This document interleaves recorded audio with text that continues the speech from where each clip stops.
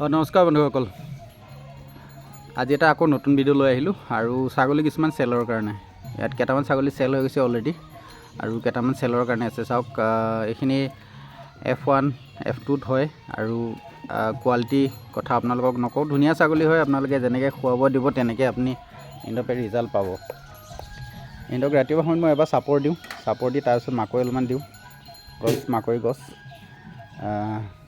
এটা কথা কওঁ, যোনে মানে F1 বা F2 লৈ পেলাই ছাগলী ফাৰ্মিং কৰিম বুলি ভাবিছে, লগত কিবা চিৰহী পাঠা লৈ, তো তেওঁলোকৰ কাৰণে অপশ্যন আছে। খুব ধুনীয়া ধৰক চিৰহী আছে আৰু এইখিনিও ধুনীয়া ছাগলী হয়। এজনী বাৰবাৰী আছে, চেউৰী, দাতা নাই তাই, ঠিক আছে। এইখিনি চেলৰ কাৰণে হয় ছাগলী।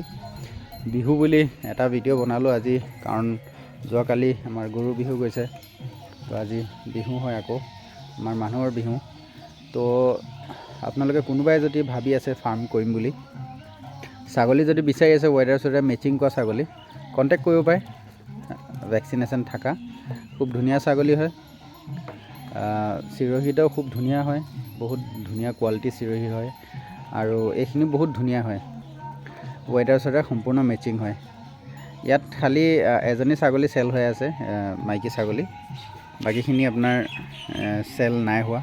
যদি কোনোবাই লওঁ বুলি ভাবি আছে ফাৰ্মিঙৰ কাৰণে, কণ্টেক্ট কৰিব পাৰে। ভাল কোৱালিটি ছাগলী হয়, গেৰাণ্টিড। আৰু ইহঁতেও চিৰহীকেইটাও দেখিছে, ধুনীয়া ছাগলী হয়।